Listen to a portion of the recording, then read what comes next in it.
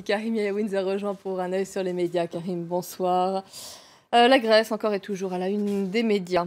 Et à la une des médias grecs, évidemment, on commence avec la une d'un journal qui s'appelle Avgi, une une à défaut d'être optimiste, volontariste, avec ce titre Allons de l'avant, parce que le chemin reste long et tortueux pour la Grèce.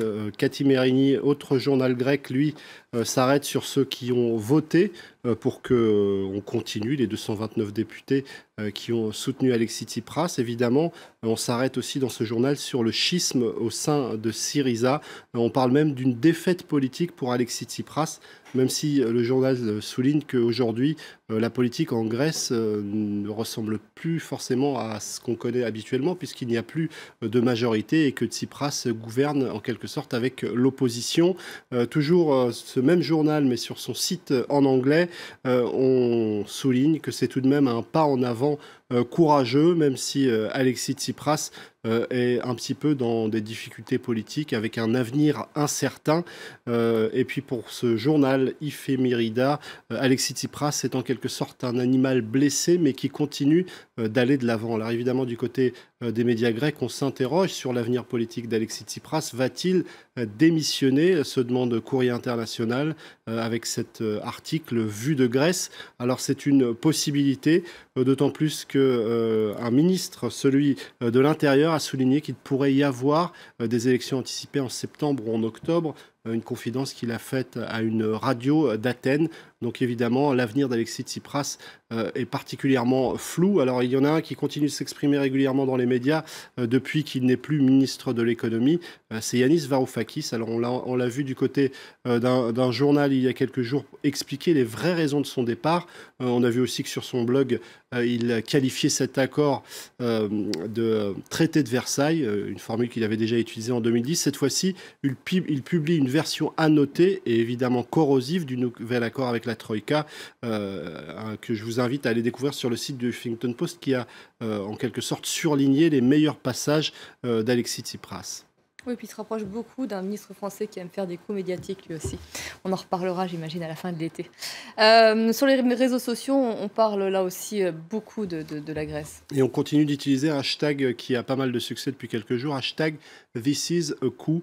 C'est un coup d'État contre la Grèce. C'est la théorie, c'est l'idée avancée par un certain nombre d'internautes depuis quelques jours, un coup d'État qui serait mené par l'Allemagne. On partageait notamment aujourd'hui des dessins de presse comme celui-ci, avec cet accord qui broie un peu plus la population grecque, ou cet autre dessin également très partagé, où du côté de la Grèce, on tombe de Charybde dans Scylla en quelque sorte, puisque les requins sont partout autour de vous, et puis même lorsqu'ils veulent vous secourir. Et puis on a vu aussi un autre hashtag apparaître sur Twitter, un hashtag qui appelle à boycotter l'Allemagne, hashtag boycott Germany, un hashtag qui a pris une certaine ampleur depuis 48 heures.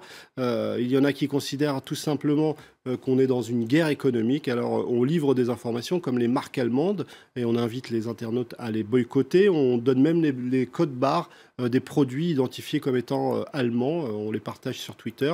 Et puis je vous le disais, certains considèrent que c'est clairement une guerre économique. C'est le cas de ce tweeto qui explique si l'Allemagne veut contrôler l'Union européenne par des moyens économiques, il est nécessaire de boycotter l'Allemagne parce qu'on est dans une guerre économique. Alors évidemment, du côté de l'Allemagne, on n'a pas forcément apprécié. Certains tweetos soulignent, est-ce que ce boycott concerne aussi les millions, voire les milliards qui vont participer à aider la Grèce et qui viendront d'Allemagne. En tout cas, les réactions étaient nombreuses. Et puis, toujours sur l'Allemagne, pas mal d'articles sur le SPD allemand qui est un peu pris dans la tourmente grecque parce qu'il est un petit peu coincé entre le marteau et l'enclume. D'un côté, il y a une forme de solidarité gouvernementale, et de l'autre côté, ce parti qui est classé à gauche, socialiste, voit bien que l'ensemble des partis socialistes d'Europe sont plutôt tentés de soutenir la Grèce. Donc ils se retrouvent dans une situation un petit peu complexe. Ces militants, ces sympathisants sont déboussolés. L'un d'entre eux a publié un texte publié par The Nation. Ce sympathisant du SPD explique qu'il rend sa carte du parti parce qu'il considère qu'aujourd'hui, le parti ne défend plus les idéaux de gauche. Et donc je précise que le Parlement allemand votera vendredi sur cet accord entre la Grèce et les créanciers européens. On va terminer avec François Hollande qui contredit François Hollande. Alors François Hollande qui expliquait ce 14 juillet qu'il n'était pas du genre à s'exprimer à chaque fois qu'un attentat était déjoué. Le problème, c'est exactement ce qu'il va faire quelques heures plus tard en annonçant qu'un attentat a été déjoué. Alors du côté de l'opposition, évidemment, on crie à la récupération politique. Bernard Cazeneuve, le ministre de l'Intérieur, était bien en mal pour essayer d'expliquer la stratégie de communication du gouvernement. Il a tout simplement expliqué que lorsque des choses graves se passent, c'est normal que le gouvernement communique. Je vous remercie Karim pour cette chronique ce soir, un œil sur les médias. Vous restez avec nous dans Paris Direct, je vous retrouve dans une poignée de minutes, 22h30 à notre journal.